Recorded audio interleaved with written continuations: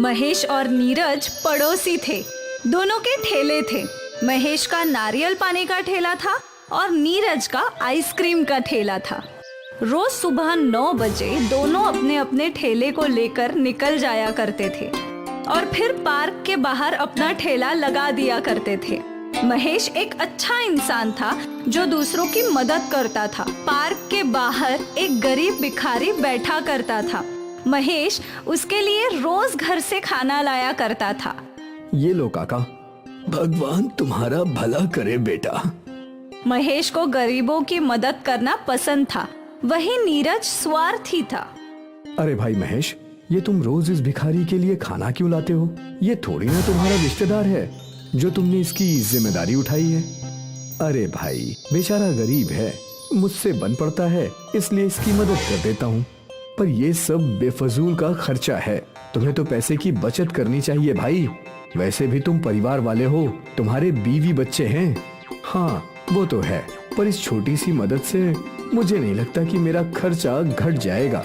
वैसे भी गरीबों की मदद करना या ना करना ये तो सबकी अपनी इच्छा होती है। और उसी समय महेश के ठेले पर ग्राहक आ गए। अरे भैया, 2 नारियल पानी दे दो। जी सर।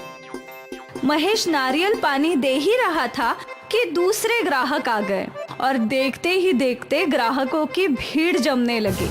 कुछ ही घंटों में महेश के आधे से ज्यादा नारियल बिक गए थे। ये सब नीरज देख रहा था। पता नहीं इसके नारियल पानी में क्या है, धड़ाधड़ सारे नारियल बिक जाते हैं और मैं यहाँ सुबह से खड़ा हूँ, मेरी तो एक भी आइसक्रीम नहीं बिकी। नीरज मन ही मन महेश से जल रहा था। दोपहर तक महेश के सारे नारियल खत्म हो गए और वो घर के लिए निकल गया और यहाँ नीरज जल भुनकर खाक हो रहा था। आज मैं इसका कुछ करके ही रहूंगा। रास्ते में महेश को एक और गरीब औरत दिखी। अरे बेटा, कुछ खाने को है तो दे दो। हाँ माँ, है ना। महेश ने बेझिझक अपना डिब्बा उस गरीब औरत को दे दिया। भगवान तुम्हारा भला करे। बूढ़ी औरत ने महेश को आशीर्वाद दिया और वो अपने घर चला गया। रमा, आ गए हम? आज बहुत जल्दी आ गए।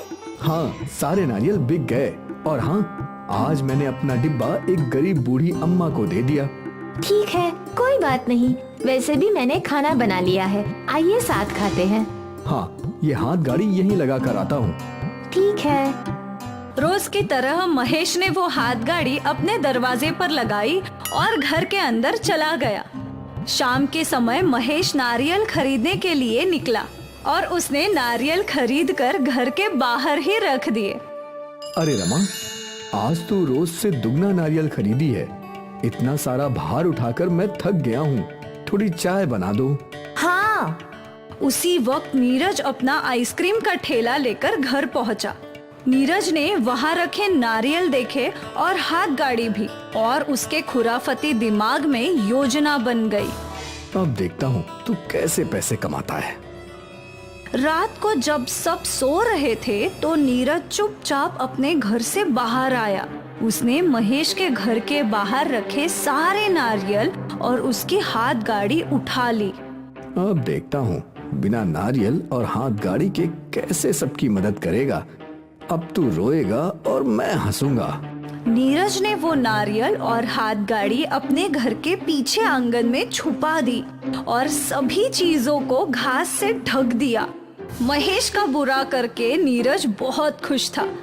उस रात उसे बड़ी अच्छी नींद आई। अगली सुबह जब महेश घर के बाहर आया तो उसकी हाथ गाड़ी और नारियल सब कुछ गायब थे। अरे रमा, जल्दी बाहर आओ। क्या हुआ? सब कुछ चोरी हो गया, मेरी हाथ गाड़ी और नारियल सब कुछ। हे भगवान! नारियल खरीदने के लिए मेरे पास पैसे भी नहीं है, अब हमारा क्या होगा? महेश ने अपना सिर पकड़ लिया। रमा भी परेशान थी। आप एक बार पुलिस स्टेशन में रिपोर्ट लिखवा आइए, हमें हमारी हाथ गाड़ी जरूर मिलेगी। एक बार चोरी हुई चीजें भला किसी को मिलती हैं क्या? तो अब हम क्या करें? पता नहीं, देखता हूँ कहीं से पैसों का जुगाड़ होगा तो ही नया नारियल खरीद कर बेच सकता हूँ। हाँ देखिए। परेशान महेश एक साहूकार के पास गया। मालिक, मेरी हाथ गाड़ी चोरी हो गई है और नारियल भी। मुझे कुछ पैसों की जरूरत थी। पैसे तो मैं तुम्हें दे दूंगा, पर तुम्हारे पास गिरवी रखने के लिए क्या है? फिलहाल तो मेरे पास कुछ नहीं है, पर मैं वादा करता हूँ महीने के महीने आपके पैसे लौटा दूंगा। नहीं नहीं, मेरा व्यापार वादे पे नहीं चलता। कुछ गिरवी रखने को ले आओ और फिर पैसे लेकर जाओ। महेश निराश हो गया। उसके पास गिरवी रखने को कुछ भी नहीं था। न मेरे पास सोना है, न ही खुद का घर। अब मैं भला क्या गिरवी रख सकता हूँ? हे भगवान, मेरी मदद करो। महेश उन्हीं रोड पर चलता रहा। चलते चलते वो पार्क के पास आया। उसे वहाँ वो बूढ़ा आदमी दिखा। आज महेश के पास उसके लिए खाना नहीं था। महेश ने पास के ठेले से कुछ समोसे खरीद लिए और फिर उस गरीब को दे दिए। माफ करना, आज मैं तुम्हारे लिए घर से खाना नहीं ला पाया। कोई बात नहीं, आज तुम खुद परेशानी में हो बेटा। तुमने मेरे लिए इतना किया है, ये ही बहुत है। ये लो। उस बूढ़े आदमी ने महेश के हाथ में एक हाथ गाड़ी का खिलौना रख दिया। ये क्या है? इसे घर ले जाओ। ये क्या है तुम्हें कल समझ आएगा। ठीक है, भगवान तुम्हारा हमेशा भला करे। महेश वो हाथ गाड़ी का खिलौना लेकर अपने घर गया। कुछ हुआ क्या? नहीं, साहूकार ने भी कर्ज देने से मना कर दिया। और हाँ, ये देखो। महेश ने अपनी जेब से वो हाथ गाड़ी का खिलौना निकाला। ये क्या है? अरे, जिस गरीब बुढ़े बाबा को मैं रोज खाना खिलाता हूँ ना, आज उन्होंने मुझे ये दिया है और बोला कि ये क्या है ये तुम्हें कल ही समझ आएगा। इस छोटी सी हाथ गाड़ी को हम यहीं रख देते हैं, देखते हैं क्या होगा। फिलहाल मुझे बहुत भूख लगी है, चलिए खाना खाते हैं। हाँ ठीक है।